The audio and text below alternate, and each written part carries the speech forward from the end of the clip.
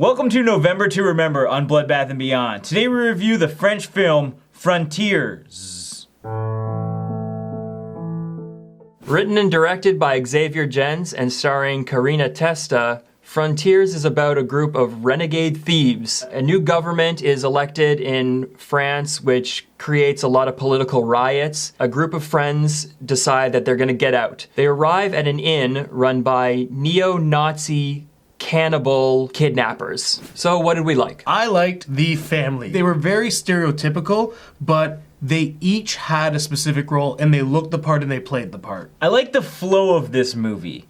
Everything kind of started off really fast-paced, and it continued that way for a long time, if not the entire movie. If you're ever in a location, you're only there for a couple minutes at best, and then it would move on to something else with a different set of characters. No matter what, you're going to stay engaged with the movie because you're kind of forced to. The practical effects, the makeup, it was all done extremely well. There was not a whole lot of instances in which they were required. What they did show us was very graphic and sometimes shocking. Not an irritating jump scare type of way, but in a, I didn't really see this coming and didn't quite know if they were gonna show the whole thing. This movie did a great job of building up a strong female character. She's a pregnant woman just trying to have a kid, and she's just had a rough day. She gets her ass kicked a number of times, and she just deals with a lot without ever backing down. She waited for the opportunity and then went on the offensive. How often does that happen? Like big 200-pound guys with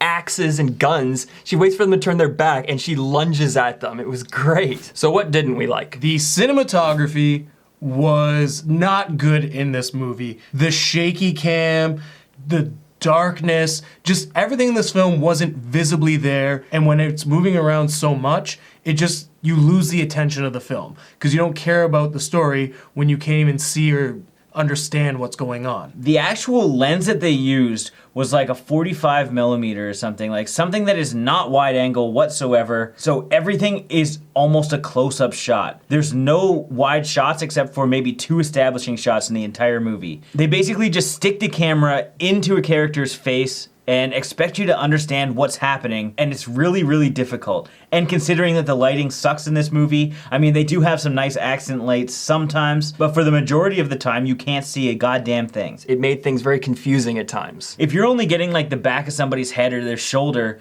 and it's a close-up shot, and you can't see the surroundings, and you don't know which storyline we're supposed to be following right now, and it jumps between all of these different scenes so often in the film that it's so disorienting. A lot of people said this is a super disturbing, extreme film and we gotta see it, and it's not that disturbing. There's nothing really disturbing about it. There's a couple big gore scenes closer to the end, but in general, it's essentially Texas Chainsaw Massacre. Yeah, it's nothing that hasn't been done before. It's just a family. Like, a family who just wants to torture people and create purity within themselves. But they don't even torture people. We see them throw some people into a cell, and we see one slight torture device, and the rest is a cat and mouse game. In general, the motivation of the family seemed kind of all over the place. At first you think it's going to be a slasher movie, and then it looks like it might be supernatural when they're in the tunnels, and then it comes out that there's a Nazi bend to it, and then there's cannibalism. It tries to be so many things.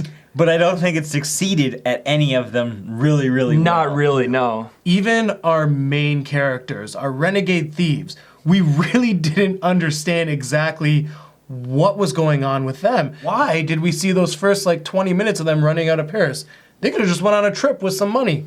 And why do we care about these guys if up to now they're just a bunch of rioters? We know that there's some political campaign that they're protesting against. That's all we know. Now, granted, it is a French film and a lot can be lost in the translation with subtitles, so there is the chance that it wasn't that good, but even taking that into account, it didn't really seem to explain their situation. I'll bet you there's like a huge, deep meaning to this movie. We didn't watch the commentary, we haven't watched any interviews, so we don't know what the underlying meaning behind this film is. We just came at it objectively as a film. And now for our final thoughts and ratings. Frontiers was a really fast-paced movie that didn't quite know what it wanted to be. I felt like they jumped around way too often, but it was fast enough and different enough for you to stay engaged, so it was really odd. It was a strange mix, because I didn't really like it, but I still wanted to see what happened next. It wasn't as gory and crazy as everybody said it would be, but they did have a few different gore effects that were pretty good. However, the cinematography was just terrible and really dragged this film down because you couldn't really see anything in the whole movie. The shaky cam is going to make you nauseous, especially at the beginning. I didn't really like this movie, but it wasn't that bad. So I'm gonna give this 2 slick guy hair moves out of 5. Frontiers is really a film that doesn't know what it wants to be. It's just way too confusing for the average viewer. You just don't know what it is, and it's hard to really appreciate a film when you can't understand it. Having bad cinematography doesn't help whatsoever, and it's depressing because it does potentially have a really cool storyline. And I think that a family like this would be really cool in a different style of film without a confusing story. So that being said, I'm gonna give this film 2 intense first kisses out of 5. This movie starts out with riots, it leads to almost a road trip, and then neo-Nazi cannibals with deformed children. It sounds like something Asylum should be pumping out. It's dark all the time, you can't see what's going on, there's no establishing shots. I don't know what anybody's trying to do. Like these guys say, it's tough to understand what they were going for. If they stuck to just one idea or the other, maybe they would have been able to save something, but as it is, it's confusing and just kind of sloppy. But the effects were good, so I enjoyed some of the characters. The main girl played her part very well. I'm gonna give this film 2 mud baths out of 5. As always, thank you for watching. Like this video and comment below with your thoughts on the film because I know a lot of you have seen it and we definitely want to hear from you.